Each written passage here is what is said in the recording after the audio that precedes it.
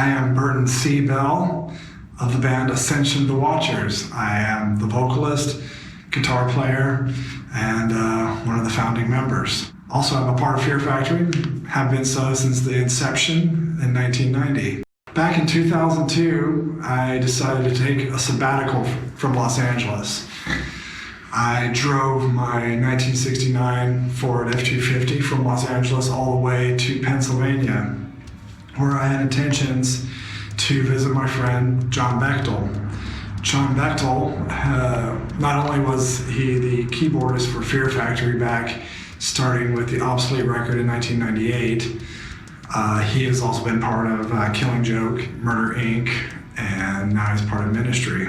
Back in 2002, I drove my truck to rural Pennsylvania to Mifflinburg, where John lives and has a studio.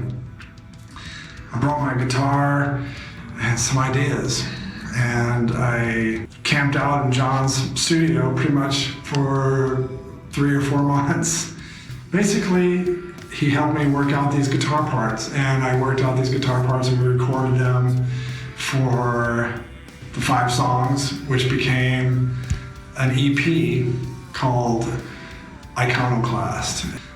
I released it independently, made 1,000 CDs and 500 pieces of vinyl, released it independently through my website. So I re-recorded the songs that were on Iconoclast and recorded 5 new songs for the album that would become Numinosum. For the past 10 years following 2008, I started demoing new songs. I would come up with guitar parts and demo them where I could, or I come up with keyboard parts. Like I have a piano in the house. I wrote songs on guitar and I wrote songs on piano that will eventually become Apocrypha.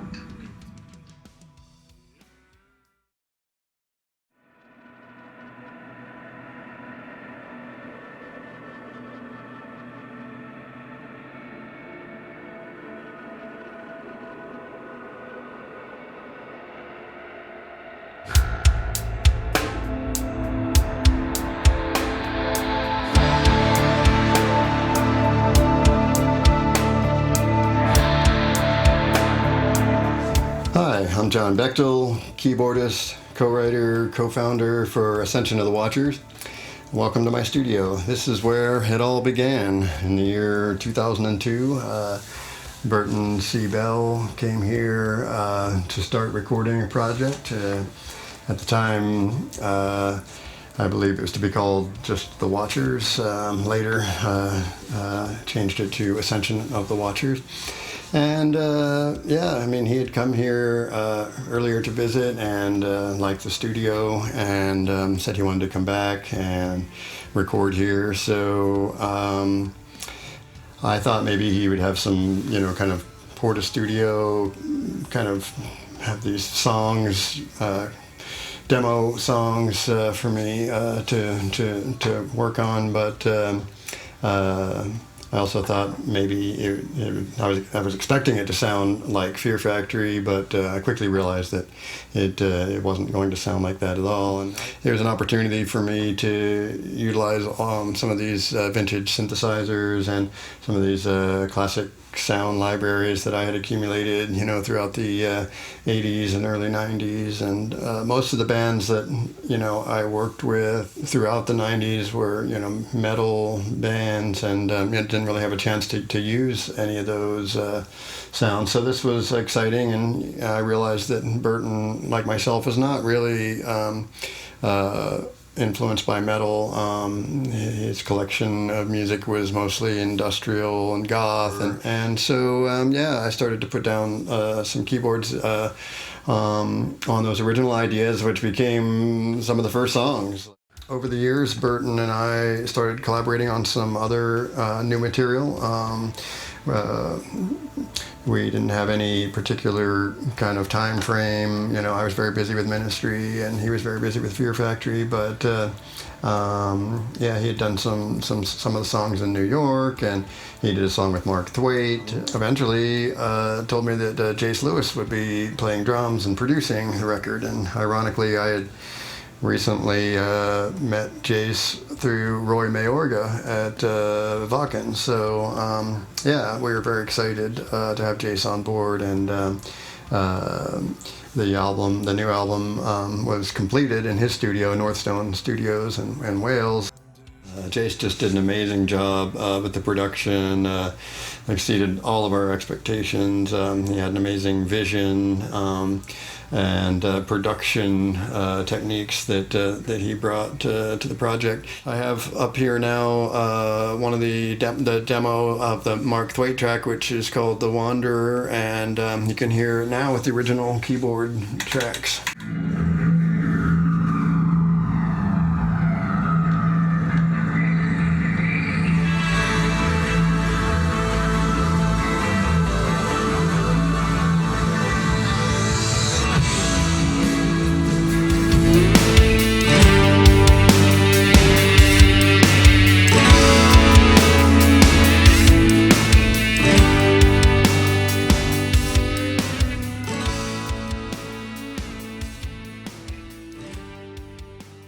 The making of Apocrypha has been for the past, since 2008. At one point, I was in Europe for a season, and I had befriended Jace Lewis. I met Jace Lewis back in 2004, 2005, when I contacted him through MySpace, when that was still a thing. He was managed by Darth Vader, better known as David Prowse. He had a very good relationship with David Prowse, and David Prowse was managing his career, and he did very well. So when Fear Factory came through, I believe it was Manchester, Jayce made it a point to come and visit the show, and that's when I first met Jayce in person. And we befriended each other, we kept talking. And at that time when I was staying in France, it was 2015, 2016, and I had the opportunity to go visit Jayce. Jayce had just built Northstone Studios, and he suggested that I come there and check out the studio. So I had a couple songs that I had not demoed yet. I found out that his studio was amazing in the countryside of Wales, part of a 250-year-old manor called Court Colin Manor, and I was already excited. It was a perfect time of year. It was after Christmas, it was around New Year's, and I was very excited to check it out. Jayce has been building a modern analog studio, which means that it's taking analog components and mixing it with modern technology like Pro Tools. While in Wales, we had a game plan to record all the parts. My sound is going through the Roland Jazz Chorus 120. So we rented the Roland Jazz Chorus, and I brought my pedals, and I recorded all the guitars there, recorded the drums there. Now Jace Lewis, he has a mixer, he's a producer, but he's also a drummer. That's where he started. He's also a guitar player. He's multi-talented. So while we were there, Jace Lewis recorded the drums in his studio live, and that was one of the things I wanted to have for this record, was live drums. The last record was not live drums, it was all programmed. It was very obvious. Live drums really excite the sound of the record, and that's the real difference with this record. It sounds live and it sounds amazing. With the two songs I had first recorded, the first guitar ideas, which ended up becoming Ghost Heart. With the sound of it, I was very, very impressed. It was exactly what I was looking for, this very full sound without losing any orchestration, and it was just perfect. So we have two music videos for this album. Both of these videos were produced and animated by Victor Hugo Borgia, who is a well-renowned animator filmmaker from Brazil. And he repurposed old footage that he had never used for Ghost Heart. And he also repurposed footage they never used for The End Is Always Beginning. So these videos are very unique, very creative, and you just sit back and you're watching a film, a very short film, to the music.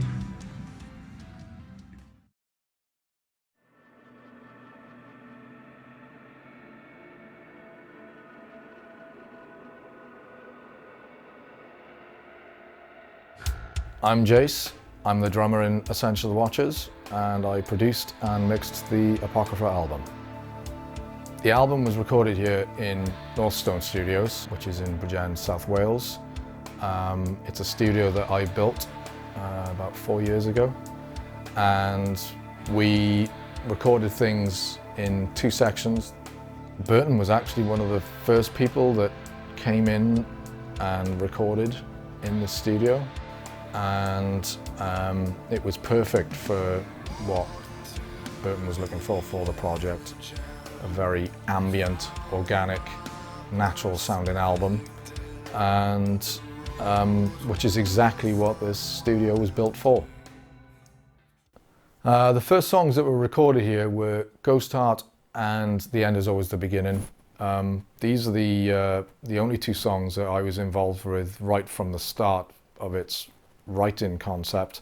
Burton had a few riffs and some lyric ideas, and we basically spent many a late night putting things together, doing some programming for some synths, and coming up with some melody. And we realized that these were the 2 songs that really honed in the sound and the dynamic of the rest of the album. Once all the guide guitars were recorded in, we set the drums up and basically spent a lot of time tuning them. Getting the tone of the drums was a big aspect of how these things are going to sound sonically.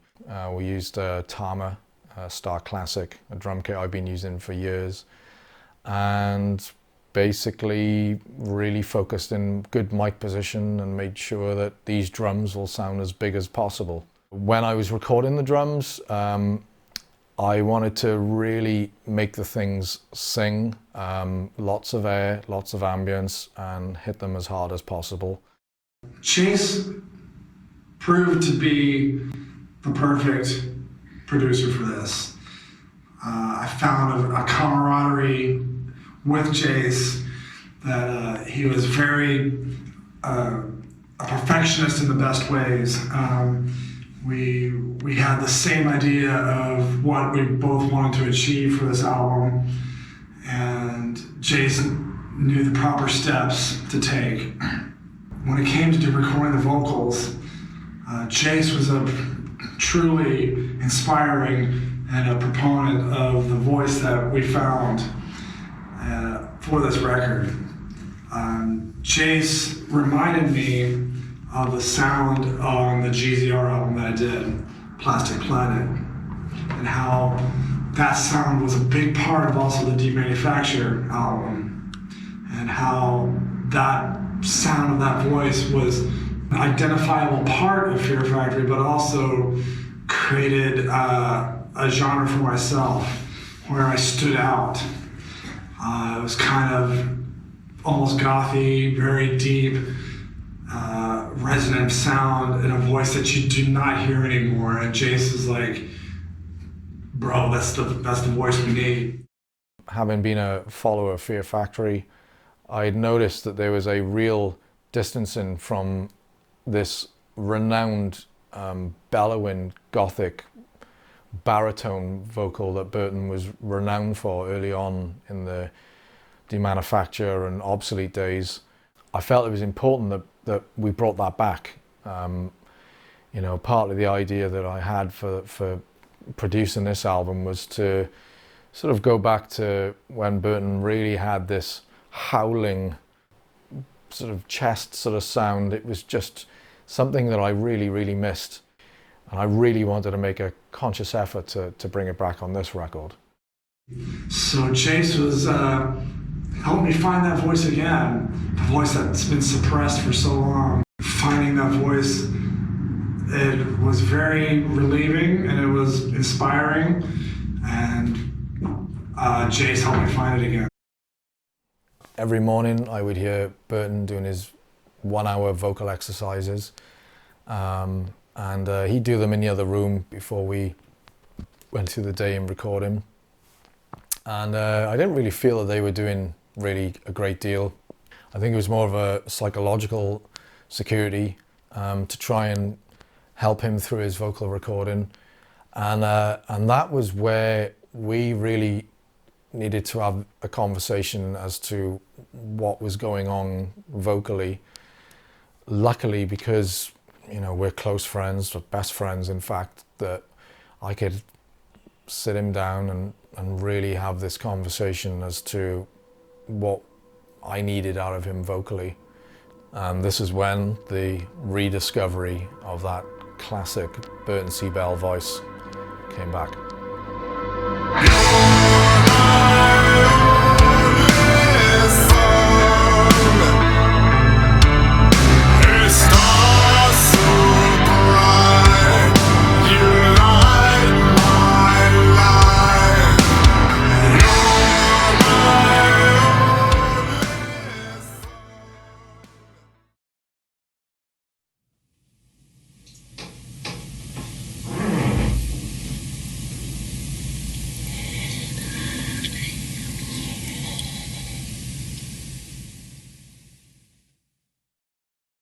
The Court Coleman Manor, like I said, has been around for 250 years.